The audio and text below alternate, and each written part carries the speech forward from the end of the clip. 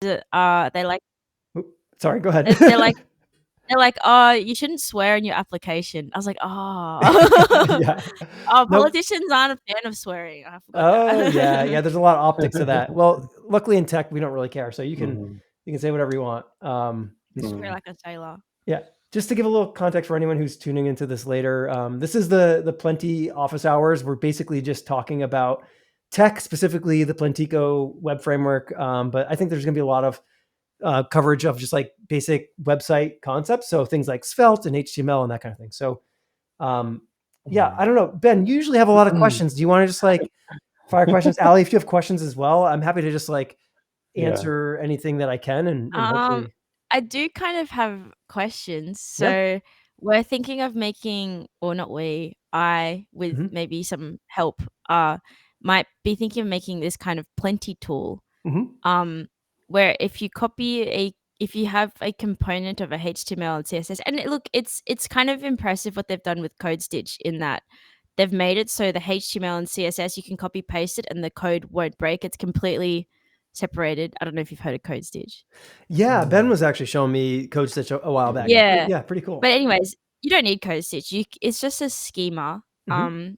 So it's a HTML schema, and then given these components, like you come up with some components, or you could come up with your Svelte components like Ben's done, but Mhm. well, let's just say HTML, CSS components for the sake of like people don't like frameworks. Yep. And give them unique IDs. I'm coming up with a tool. Maybe it'll be done. I'm aiming for the 29th of June. Okay. Of like you select the components you want, and then it just makes it. Just copies and pastes what you need. Yeah. So So I is this think like oh, go ahead. I think yes, it's but technically it's passing out the and the HTML tag content into JSON, right? Okay. Is that Ali? Is that how it's working? Yeah. So it takes the Takes it. HTML content and it splits it into Svelte and JSON. Like it Oh. gives it variable names and stuff. Uh-huh. And then so maybe that means you can even copy a website's HTML just like if you want to inspect it. I don't know. Yeah, Perhaps. that's cool. So it's And kind of then like it's like scraping a it web takes that. page and it's Well, no, building the it traffic. doesn't scrape a web page. But It it's just like but doing you kind of you have to give it HTML code. Okay. Yeah, but then and then it kind of copies paste, generates files, plenty. Oh, And then now you cool. have a website. So right now it takes like 10 hours to make a website, but theoretically would take an hour with this. Would be nice. Yeah. That'd be How pretty quickly cool. can you make a website? Me? Longer than I always think it's going to be fast. And part of the reason to build Plenty in the first place was I wanted to speed up this kind of development iterative cycle. And I was helping my brother. He was helping a friend with a website for like a golf tournament that they're doing. And like, I'm always like, oh, that'll take 5 minutes. But you get into it and it always just takes longer than you expect. There's a lot of like boilerplate and things you have to do. So like, yeah, I'm always into the idea Oh, of, what's boilerplate? oh, just What's like boilerplate? standard like HTML stuff they have to put together, right? So it's like, Oh yeah, you're just yeah, like, oh, can I just copy this? yeah. It's just You like end up, it's like repetitive shit. yeah, Yeah. you copy and paste a bunch of stuff, right? So like we started like it's like a really simple website. We were literally just going to do an HTML page and not even do Plenty at all. And then getting into it, it's like, oh well, now like I don't have a local server. It's like, oh, I don't have scope styles. I don't have all these things. And it's like, well, this might be easier to just use a Plenty site. So we actually took our HTML file and put it into a Plenty site because it's I really believe it's almost easier than using just like standard HTML at this point. But Damn, so like a HTML to Plenty converter would be like kind of really helpful for you guys too. yeah, for sure. I mean, I had always thought Okay. that like at some point I would build this like a command into the Plenty binary called, I was going to call it like slurp or something, which is a horrible name, but the Oh idea yeah. being you could like point it to a website and it would do what you're talking about, like split out the HTML, split out the JSON and put it in the right place. But it sounds like you're already kind of doing that, which sounds really cool. So mine's a lot less of a fancy version. Yeah. It only works if the HTML code is written following a very strict set of rules. Okay. Yeah, but like it's kind of like someone you could just learn to write HTML code in that, or you could like eventually now that it works for these strict set of rules, you slowly make it more generalized. Sure. And I think Ali, it does that because you're using the code stitch sort of style Yeah. of coding Mm. the way they do it, because they do it's all uniform, so that when you do, because they've got IDs and class names that are all the same, Jim, so across their components, so it's Mhm. all very easy to just sort of copy and paste across. So for for example, with things like your button styles, you can just have, if you wanted to, one CSS sort of styling for your buttons globally, Mhm. and then you can then, of course, you do things like that, and then you don't have to be repeating styles, for example, that type of thing, because of the naming convention is consistent throughout. I think that's Mm. the benefit of the way. But yeah, you're right. It has a strict sort of naming convention that maybe you've got to adhere to, Yeah. Ellie, for it to work. But that's okay because we can always like make our own naming convention at Conventions. some point that's perhaps a bit more simple. But it's like a good Mm, Code Stitch provides like a good practice ground, and Yeah. then we can probably upgrade it to any HTML at some point. Should be cool. Yeah. Especially, I mean, Code Stitch has a ton. I mean, it's pretty robust, right? There's tons of examples there. So if you can basically interpret that, then you have a lot of things right at your fingertips already, which is kind of nice. Yeah, you just have to copy paste the HTML CSS files, put it in a component, like have your own little local component library, and then you can just Yeah. I mean, yeah, but we have to be careful because Ryan was like, "Oh my god, my Is he? baby, my intellectual property, I designed and I coded these. Oh, Don't okay. touch them." Uh-huh. So you're not allowed to scrape his library, but we Okay. can copy paste individual components as you need. Gotcha. mm, Gotcha.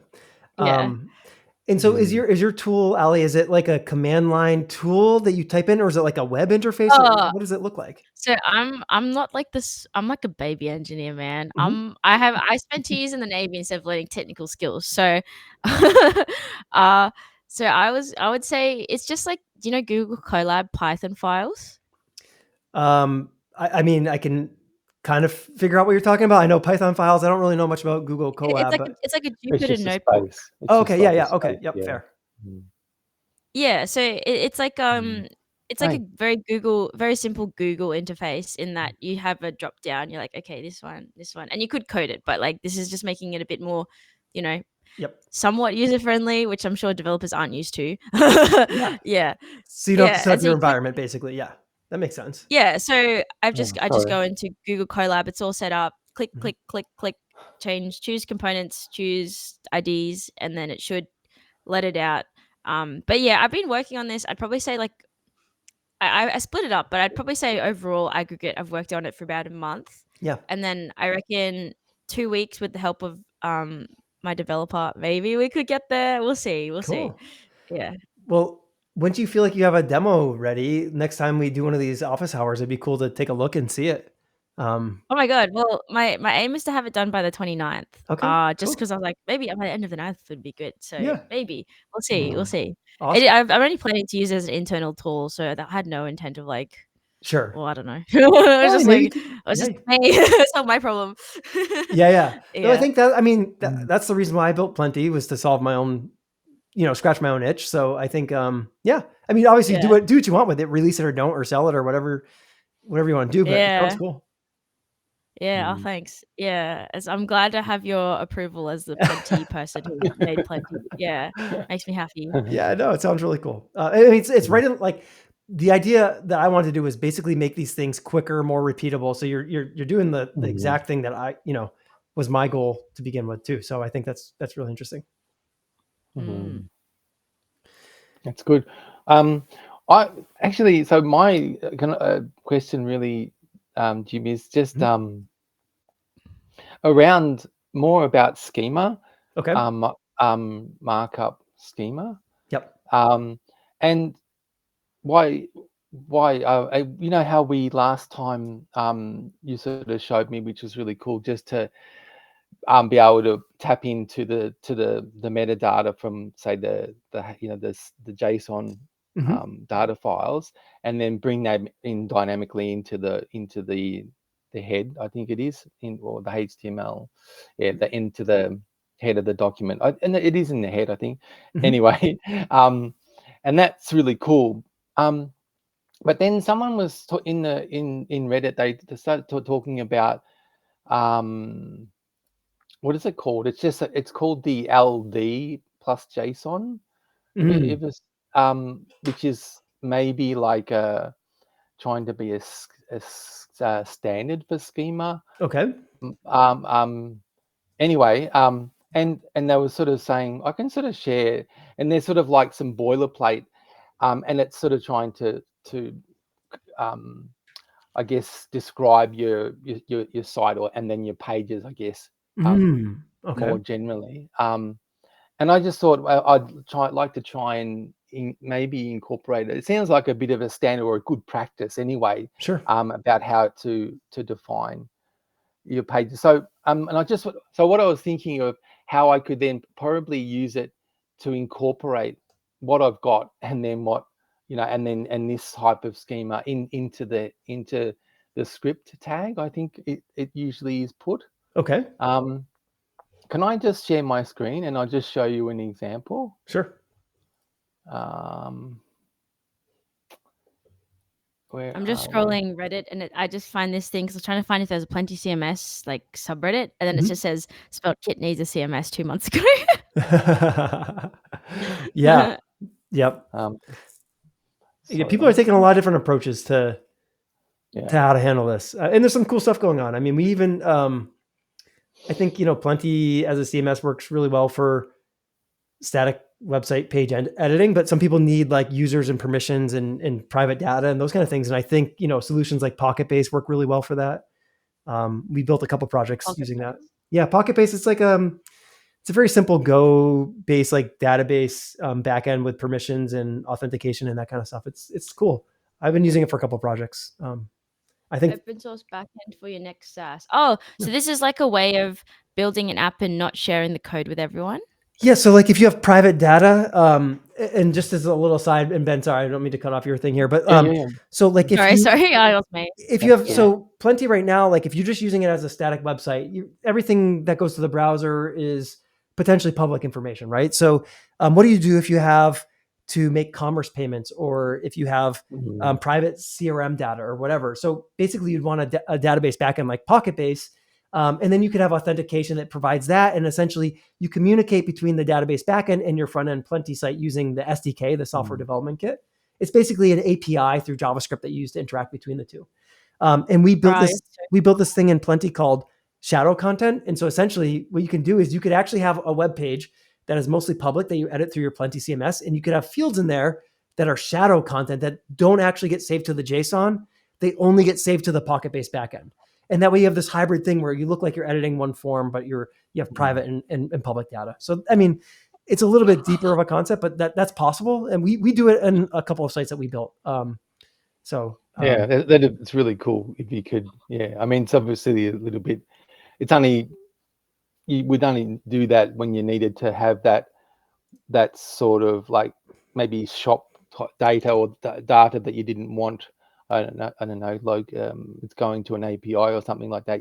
That you need external. Is it external source? So for instance, we have this event registration platform that we built. It's a Plenti front end, Pocket-Base backend, and this is one of like hundreds of examples on the site. But we would have events that would have like Zoom information that they did not want public, right? So like a Zoom link, a passcode, those kind of things, and they only want after you pay for it to become public. So what we would do is we have our in order to get like really fast SEO optimized web pages, we put those into Plenti content, right? But then we would use shadow content to basically save that data to the database backend, all the private data, and you can edit it and save it to the backend and only display it when you need it. And what database do you use? Do you just use SQL or something fancier?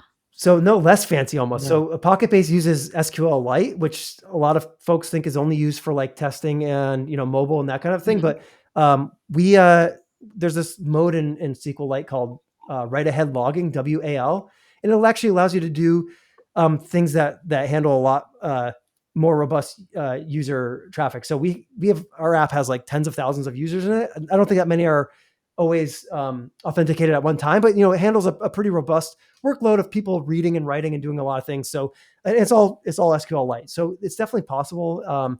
and it's nice because it runs on really simple hardware that's easy to back up, and it's cheap. And so I definitely recommend looking into Pocket Base, especially if you're like trying to build an app and you're not sure if you're going to get traffic and those kind of things. Like start with Pocket Base, and you could always, expand in the future if you got, millions of users or whatever. Oh my god, you're so smart, man. Anyway, sorry, Ben, I interrupted you there. I feel like so in awe. You're like Mm-mm. where I want to be as an engineer, and if Well, that's you really get nice with to me hear. sometime.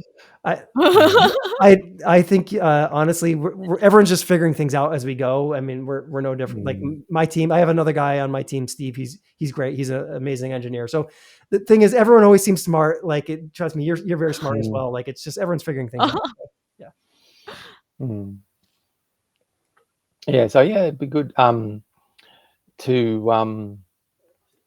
I was just thinking that I did look at that example site that you did share, that you use Pocket Base, and that was quite interesting to see how, well, just on the front end anyway, like what you see and how it was a lot of those job listing or something postings. I think it was. Yeah, it was quite good. Yeah.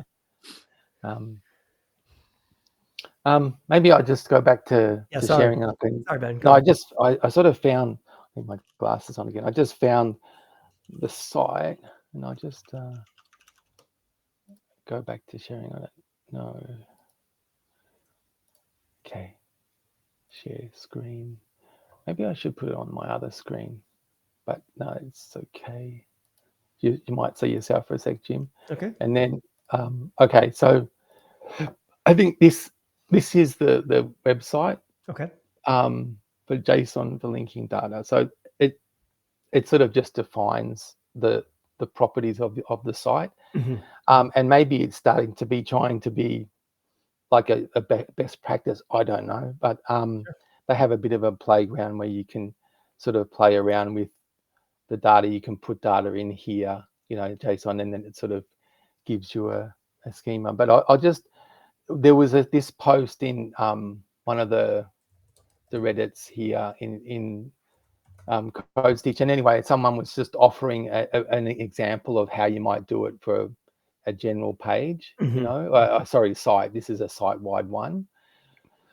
But anyway, and it has, and I guess my questions were around this, where it's using these double brackets. Maybe that's the 11T sort of version of what we might do. I don't know. But I was thinking some of this could be hard coded, of course, like the client name and I don't know, that, like, for example, a telephone and email. You wouldn't necessarily be grabbing that dynamically in here. But then there's another example of a blog post schema, where this could be more useful, where you're sort of defining your blog. You really want rich data for each of those blog posts, and then you could be, and some of this stuff, like for example, the published date and the publisher or the author, well, that could be coming from those JSON, the metadata that you already have in each of those blog pages. Jim, you could easily be pulling that data in here, don't you think? Sure. Just in the same manner that you showed me to get that metadata. So maybe that would be quite useful. I was thinking. It seems like they just put it in script tags. So that's, I don't really know. But yeah, I think these template file, these double curly brackets, right? Is that equivalent to what the single curly bracket is, what in Svelte? In what we do. Yeah, I think they're just using a different templating language here to produce it. But yeah, you could do something similar. Let's see, the only tricky part here is like I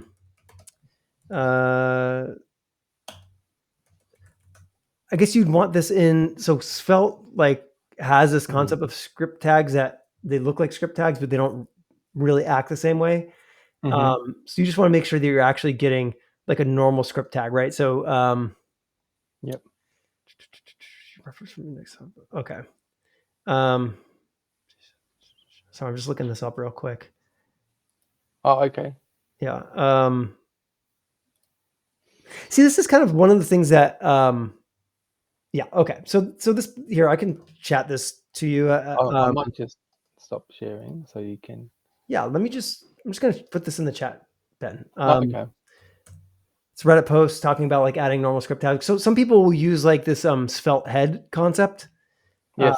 to add it. So yeah, essentially, like how do you add a normal script tag instead of having it behave like a svelte script tag? Basically, you want to follow some convention like that to make sure that actually works. I think you could put it in your head as well. So like your head component probably has head HTML, and I think you could put it in like normal there. But yeah, it might be just something worth experimenting with. The rest should be easy. Like the replacements for the values, For the yeah, that should just come from your content structure. So whatever structure you have there, you should be able to pull that in.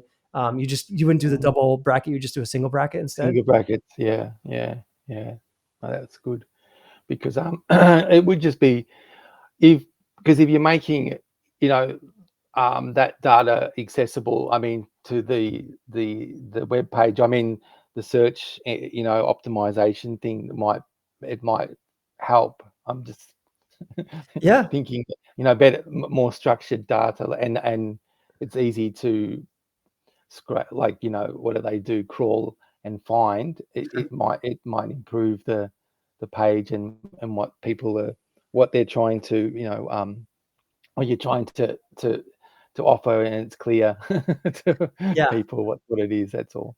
No, it's cool. I hadn't really explored LDJSON too much, so I'll take a look at it a little more. I do wish there are things that svelte. So we basically with Plenty, the decision we made was make everything svelte, right? So we put everything in this, even like the wrapper, even the entry point, like like it's kind of weird. Like our project mounts itself, right? So we create an HTML document in Svelte, and then we mount it in the entry point, and like we hydrate itself. It's very strange. So we produce the HTML with it using the SSR compilation, and then we produce the DOM compilation, and then we hydrate the document we created. It's very strange, but the whole idea was to basically make it a uniform platform, so the user just feels like they're in the same thing, where they don't have to think about how do I set up an entry point, how do we build a pipeline, and all these different things. We wanted that all to be set up out of the box. So it's nice, but the challenge is Svelte doesn't want to do certain things. Like Svelte really doesn't want to produce XML, for instance, right? So people who want to create sitemaps and those things, we have to basically add separate scripting to do that, which is really, I don't know, it's unfortunate. I would love if you could just create a simple document, XML document, and put whatever values you wanted in there. It's just a limitation of Svelte that it really wants to use like DOM elements and not non-standard elements. Like things like a doc type, right? For instance, a doc type is not a standard HTML element. It's a different type of element. And so it doesn't want to produce that. And I find that very frustrating in the way that we're trying to, create this project, because it makes those concepts really hard. But I see. Okay. And I think, what else did I have? I mean, so maybe I just play around with that and try and just see if I can try and get something to work, and just, yeah, I guess it's just a bit of experimentation for me with that, because I really don't know, But anyway, I just thought it would be interesting. So yeah, so that's all. I mean, what else? I've got.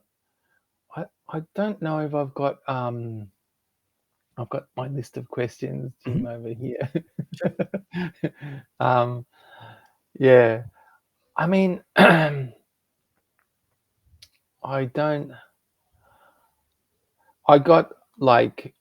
converted all. I'm just looking at our past chats from last time, and it was, just working out the navigation, using that method that we of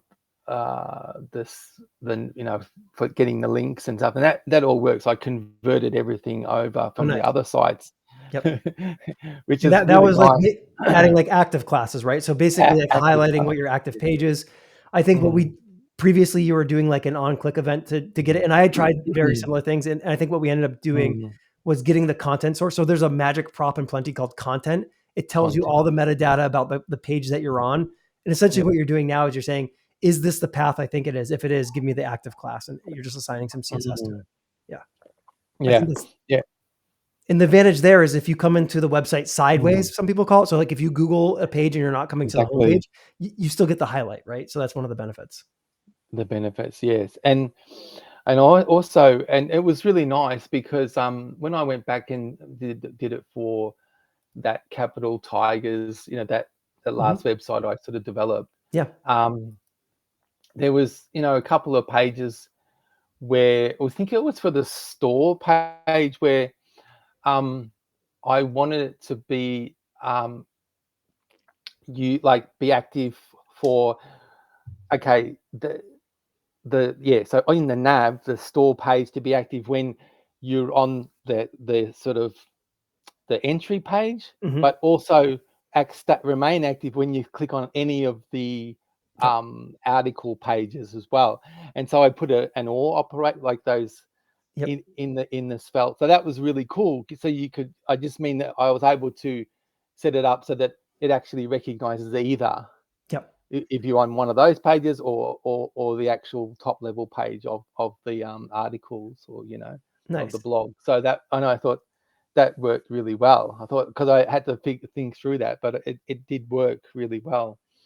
And do you do like some kind of like substring match in JavaScript? You do like, oh, if it's this base URL, then it matches this. Is that kind of how or are you hard coding each individual page? I can probably bring it up. Sure. Let's have a look. I'm just gonna have to. I'm gonna maybe share this screen. I might have to. Oh, there it is. Oh, click share, and this window share. So this is the project. So let me have a look. It's probably a blog or In your nav, is it in your nav in your it's global? probably in the. That's right. Yeah, you're right. It's going to be in my header, Mhm. and if I just come down. So let's just keep coming down. Yeah. So there's the home info. Oh yeah, there we go. Starts with, yep. That was that one that starts with, Mhm. which is really cool. And then starts with that. But there was that one, and then so it'll be, so that's for this one, but the other one. So it starts here. It is, yeah. So I just piped in this. So Mhm. product. So it starts with product, and then also shop, Okay. because there's the shop page, Mhm. as well as the product, which is, I name product. Gotcha. So anyway, so it's just, I thought and that was simple, right? It's just simple. You didn't have to do too much to just get both, either or. Uh-huh. I think here. And just one note is, so I think this works great. The only other thing I would mention is like if you want to be extra careful on something like this. So in the starts with where it says product, you could end it with a forward slash and just Slash because that way, because you might slash have a slash page ad. that's like what happens if you had like products or like product hyphen something else, and that way you're making sure that Oh, I it's see. a base URL of the path and not Path. something else. But again, it's up to Yeah. you. Like, So yeah, I see what you mean, but you know what I did? It is products, mhm. but I think it probably in the Plenty config, I Mhm. probably changed it, Sure. right? Yep. Yeah, To exactly. product. Perfect. Yep. Yeah, so I overrode it to product. So, In that but yeah, forward slash there right afterward, you're going to make sure that you're matching that path specifically in case you ever had another page that started with the word product for whatever reason. Yeah. yeah, yeah, I see. So either it wouldn't, in this case, it probably doesn't matter, or it won't hurt. Yeah, it probably that one is a little safer is what I would say. It's going to more likely Yeah, I match see. your specific page, but it probably doesn't matter Mhm. in this case. You're probably not going to have another page that starts with the word product, but you potentially could. That's Could. yeah. Yeah, I see. Um, yeah, that's good. Um, And so, yeah, so that works really well. Like I really love this sort of pattern because it's very simple. Like look Mhm. at that, look at the code. You just this like have this active link Mhm. a variable, and then you're getting the content Yeah. and the path, and it's really cool. Yeah. And for Yeah. folks who aren't familiar, like, so content is it's like a magic prop, we call it. So this is something that's just available to your site Mm, from Plenty. So mm, behind the scenes, our router figures out what that content is, and it has all sorts of metadata information. It has a path, it has a file name, it has a file path, it has all your field information. So it has a lot of mm, different things there. Pagination information if you have a pager set up. And so that's just mm, set up out of the box. So you can grab this content prop and use it different places. use it, yeah, which is really nice. So yeah, so and for me, and one another aside, I with this side, Mhm. which was like interesting in that I was playing, because you know how you CSS, you can just play around with opening or sort of showing and hiding the nav, Sure. how it drops down or stuff like that. But Mhm. in this one I just did it with this one, with the if with the scroll e, and then with put the whole div within this if block, Yeah. Yep. And you put and a then just transition on it. Yeah. the transition on it. So Nice. it's and I can show you what I mean. It's very simple, but and I don't know if this is the way. Oh, I'll talk about that. I just upgraded Plenty Oh, to nice.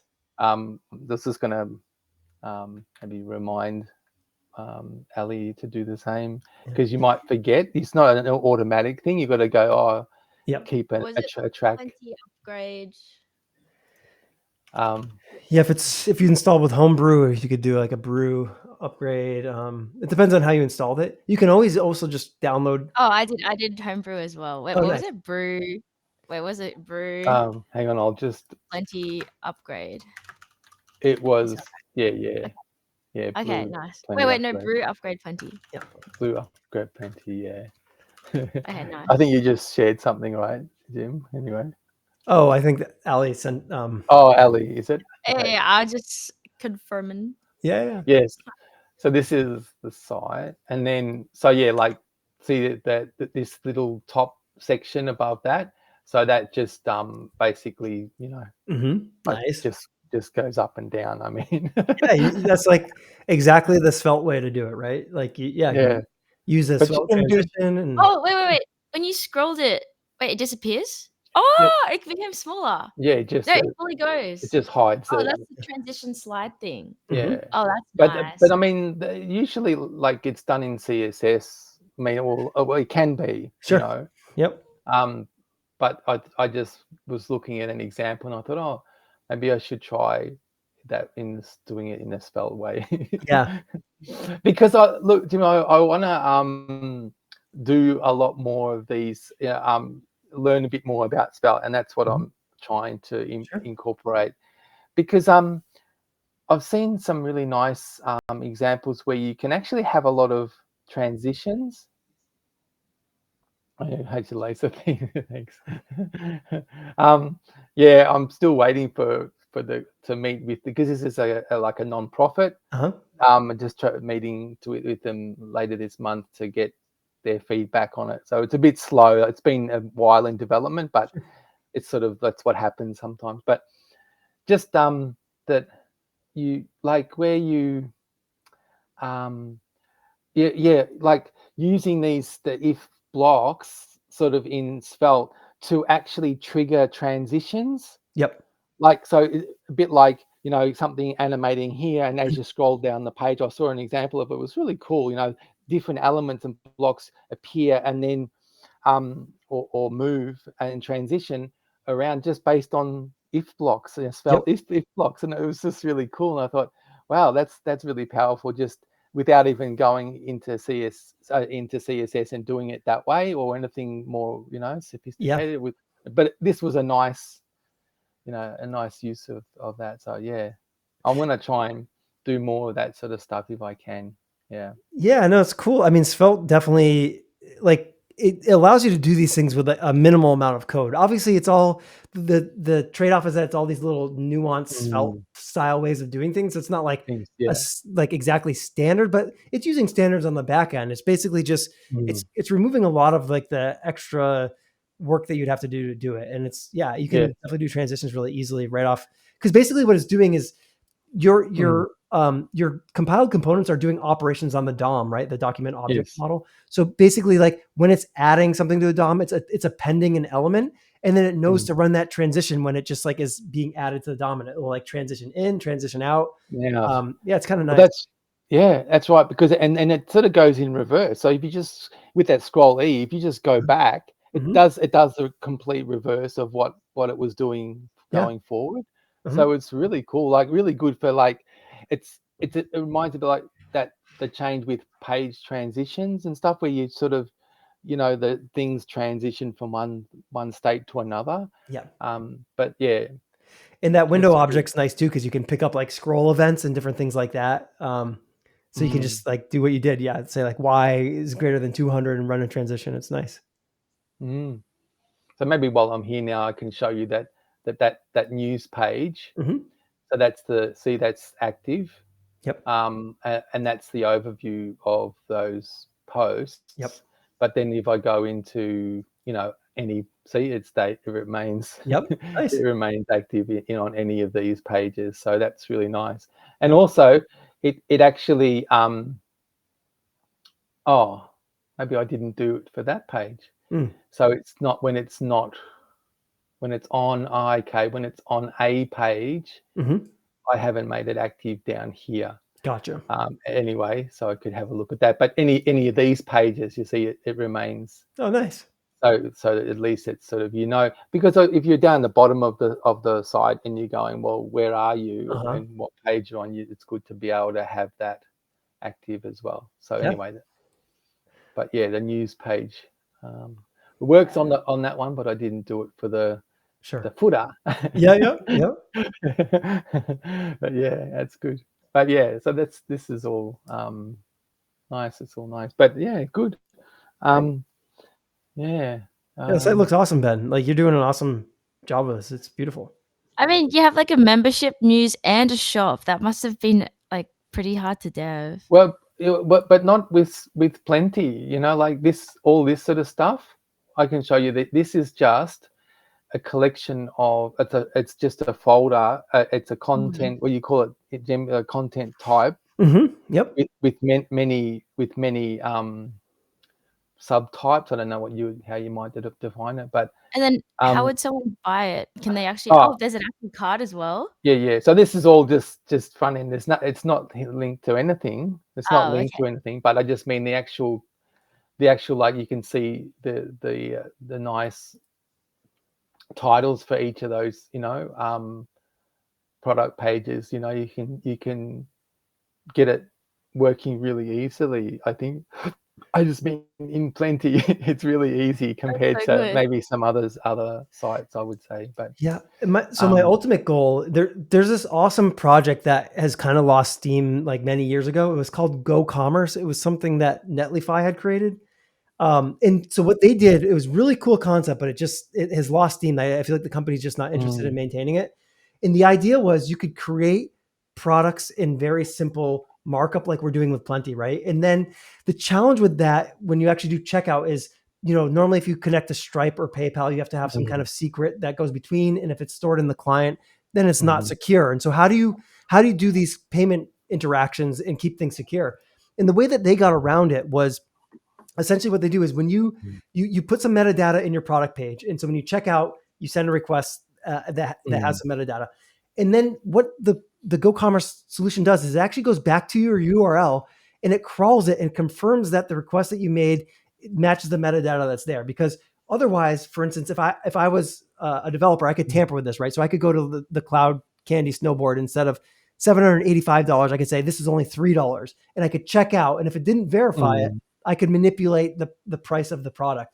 But product. Mm, GoCommerce is smart enough to go back and actually check it. So I think it's a really cool concept. I wish somebody would take this concept and go all the way and build like an actual product that people could mm, use and sell it. Honestly, at some point it might be something that I make in the future. It's like so hard to find time to do everything. It's just, it's a really cool concept. I just think it was never brought all the way to fruition. It got like 80% of the way there. Or it got 100% of the way there, but there's no instructions. It's very hard to reason about. And you have to set up Go True, which is like their JWT authentication services, all the different services you have to set up that are complicated. And I think the average person's not going to do it, right? It's too hard right now. And I want someone to make it really easy. So yeah. Anyways, in the future, I would love to see that. Anyone listening, an ambitious person should create that. Good. I mean, just on that, just showing you, Ali, to the way this is structured. See how it's got the products folder? Oh, it's all just JSON files, and then you've pulled in the components from somewhere else. So here the items. So wow. each of those items in the shop, and it just defines all of the content, and then that's it, and it's just and you just iterate over the shop and get all of those and display them. It's really cool. Like if I go down to the product content page, so this is the product page, but here's the one that just displays them all. And I think you can see, that's the banner. We go down here we are. So you've got your products, and then so there's there's your images, and then the name. There we go. There's here we go. I've even done some if blocks here. Oh, so you've basically called this product component 4 times. No? Like, well, how many times? Thing, and it's all the same thing, right? So every time you have a JSON file, it's just calling the same product HTML. Yeah. Yeah, there could be many JSON files to one component file, right? And that's basically what exchanges the content for the page. Yeah. Oh my God, that's good. I like that. Yeah. So I was dynamically showing content on depending on the price. It was because some of them show different. You see the old price and the new price. Mm-hmm. So I was thinking, how am I going to do that? Those little nuances for difference between the different components, different products. So just set it up with a price. So if it's old, then you just display the old price. If it's not, you just display the new price. Nice. Yeah, that's cool. And it makes it dynamic, right? So when an editor has an old and a new price, so they could remove one and it will automatically update the UI. Yeah. That's the right way to do it, Ben. I think the whole idea behind Plenty is this content-driven approach, right? So you can change content as an editor and change the display through just changing content. So it's really cool. And I mean, and the other thing, Jim, I haven't really played with Plenty is, and I might do it with one that my niece's husband site, which was at the fencing one, where you can, like get him if he wanted, because he doesn't have a blog, but it'd be really good. I'd like to try, like maybe for this one, have it set up so that with the schema and the default and for JSON files, so that he could, or so they could post a new blog post. Yep. You know what I mean? Through the interface, and that would be something new. I haven't really set it up that way. Yeah. Yep. So the key there is making sure you have your defaults and your schemas defined, and which I haven't. Yeah, exactly. Yeah. So in that will kind of hook into the discoverability of the CMS, and it should allow an editor to create new content of that type. Yeah. So basically, Ellie, what it does, if I log in, oops, I've got to just log in to the CMS, and then so when you come in, maybe when you come into here, or it might be on.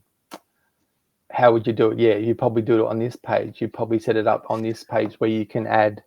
Well, so the way you do it is right at the top there, Ben. There's an add button on the top right of your admin screen. Yeah. And so you should be able to, when you have those things defined, it should create those types. And so basically the fields that get created there by default are your defaults, and then the way that you edit those fields, whether they're text fields or image fields or whatever, Or the that's image. your schema overrides. Yep. But yeah. Yeah. So that's all. Yeah. So it'd be really cool to set up Mhm. that so that the client can just go, yep, I want to put a new blog post, and like, because it's only, these are very simple in a sense that well, there is an image, there's a title, a bit of text, and that's about it. I mean, it's pretty basic. Yeah. I just set it up just as an example. These are just like dummy example sort of posts. Sure. Yeah. Yep. But yeah, so basically, yeah, that would be really cool, where you can put your author, Uh-huh. the date, titles, things like that. Yeah. And there's even there's a reference type field. So if you could create a type, or some people call them collections, whatever you want to call them. If you want to create a type of authors and basically had everyone from your team, so say you have 10 authors, you could have, put their picture, put their name, that kind of thing. And then Yep. you could put a reference field on your blog post that basically does a select list to pick those authors. So you could say, oh, who's authoring this? Oh, it's Jenna Smith. Okay. Search for her name, click her, and then all of a sudden the image and all the information about her gets Actually pulled into this page. put into it. Yeah, that's right. I think we did set up that, and I know that for that other template, that education center. Oh yeah. Yep. But yeah, that was set up for that. Yep. Which is, so I know about that. That's really cool. Yeah. So I might be able to use it again Uh-huh. here. Yeah. So I do have to run in 7 minutes. Yes. So any Okay. critical Cool. questions you guys have, let's Okay. make sure we grab them. Yeah. No, I think that's all good, Jim. I mean, yeah. Unless Ellie has any. I mean, I was just going to think about asking you about, like, what I could do or help with you to, with Plenty, if I Yeah. can, like anything that I can help with, let me Yeah. know. So Ben, I know first of all, you're always a huge help and awesome supporter. I appreciate everything you do with the project. I think, we had talked at one point. So for people who don't know, who are watching this, if anyone's watching this later, Ben creates a lot of beautiful themes for us. So if you ever go to the Plentico website and you go to themes, like the best looking ones are stuff that Ben has created. Ben, I know that we had talked at one point, and again, I think it was a period of time where I was just completely overwhelmed, but you had sent me some themes that you had started working on. Maybe we should loop back in on those and see if we can get those published, because I think there was a couple that you had sent me at one point. Yeah, I sent you. Yeah, I sent you two maybe a month or so ago, Yeah. two themes that I done. Like, so yeah, I haven't seen them. I wasn't sure what you had done with them or anything. But anyway, it wasn't sure. But Yeah. I think I just sent it to your Yeah. email. So you. I'll take a look. Or if you have them off the top of your head and you want to resurface them to me, like feel free to, we chat, feel free to Okay. send them to me.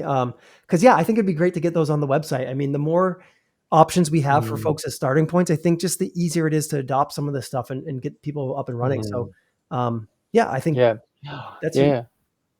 Would I was thinking at one stage, just quickly, Mhm. of revamping your starter theme. Yeah, Would you be open to me having a crack at that, if it gave me a bit of an idea what you like, or I don't know. I just thought to make that a bit, like, I sure. don't know, a different, Yeah. nice. Yeah. Yeah. It's a little bit kind of crazy right now, I guess. Yeah, I'm not opposed to that. I think, I'm trying to think of like how to, like, if the starters are I hope the starters are helpful. I don't know. I can't tell. Like, I don't know if people know to use like the bear. Like every time I start a project, I actually pass the bear flag, like Yes, BARE, because I do too. yeah. And I wonder, sometimes I wonder if that should be the default or not. And I don't know. And like, Mm, sometimes I wonder, should there even be we call it a learner theme. So when you do a yes. Plenty new site, it creates the learner theme, which is that thing. Yeah, well, that's what I'm thinking of, Yeah. updating, but Yeah. No, I'm not opposed to that, but Ben. I was thinking about ripping that out entirely. I'm not sure. I don't oh, know the really? answer. Okay. If you think it's Well, I mean useful. well, I mean, in a way, if you come to the docs, if you're just learning and you wanna learn more about Plenty, and you wanna get started, Yep. it's just really easy to go, "Oh, here's a site," within a couple of seconds, that you can just sort of explore the features of and just sort of see something working. I actually appreciate that Okay. actually. But I don't know, I just think it's a quick way of getting a Plenty site up, Yep. and you put, and when you look into the code of that site, even, there's a lot going on. You've got a lot of examples of how it's structured, and Yep. I don't know, it's great. I think Okay. it's, but I just thought, I was just thinking about giving a bit of a refresh Yeah. of, Sure. and because the navigation, it's not, there's some sort of CSS issues with the navigation, how it sits or aligns. I don't know. I mean, not the navigation, the footer, I'm thinking. But anyway, Oh yeah. it was, that's that sort of thing. If you want to kick the tires on that, Ben, I'm not opposed to it. I'm sure there are plenty things to improve on it. I haven't touched that in a long time, so yeah, that's great. Yeah. And also, like, I would say, yeah, the theme work you're doing is super helpful as well. I think the more robust we can do those, have starting points for folks, the better. Just kind of an aside for you all, since you're in the fold of kind of like the background of things. I have been experimenting a little bit with some like custom templating. So a way to potentially, it's a long way from anything that we would pull into the project officially. But I've been looking at some different examples, some, Svelte stuff, some Astro compiler stuff. And I've started experimenting. What does that mean? Custom templating? So basically, like, there's been a couple things about Svelte in particular that make it challenging. So like things like the actual compilation time is kind of slow. As the site grows larger, it gets slower. And then things like being able to produce XML and doc types and all those things are challenging. And I've been thinking, like, well, how can we have a way that's more brass tacks? What you're writing is what you're getting. But without losing all the nice things that Svelte provides, like scope styles and some interactivity. And so I've been playing around with like a Go templating language that I've been building that uses Goja, which is a JavaScript interpreter for Go. And I'm seeing, like, is there a way to sprinkle this interactivity and have this stuff work in a quicker, more user-controlled way? And I don't know yet. I'm still playing around with a lot of things. I'm doing it in a really kind of messy, fast fashion right now, but I just wanted to keep you posted. It's in my GitHub. It's public, so it's called like Go Templates or Go Templates Experiments or something like that. If you're ever interested, you can take a look. But I'm just having fun with it and trying to add some new things, and maybe there'll be more to come in the future. But it's not something that's going to be done in a month or two. That's like more like a year-long project, I'd imagine. Before Yeah, cool. I mean, and then those I'm still a big keen to look at, the Gitia or Gitia, whatever you call it. Git-C, I think. Git-C, yeah. Stuff that you've done would be really, like, just to know, like, if you ever, thinking about showing or sharing stuff like that would be really cool. Yeah, Git-C is it's great. I've had a really good experience with it. So we have that as a backend provider for the CMS. So I need to, again, this is one of those things I need to just push out for everybody to use. But yeah, certainly something that we expect to. We're using it in-house. We just did it custom, and I just have to wrap it up into a feature that I send out, and I keep meaning to do it. It's just always on the back of my list. Yeah. Okay. Cool. Anyway, it's the top of the hour. Yep. So we should stop. Thanks very much, Jim. I really appreciate it. Thanks, Jim. Thanks, Ben. Yeah, it was really nice chatting with you all. Tiffany. Hey, yeah, nice seeing you guys. Hanging in the background. Okay, that's cool. Yeah, no,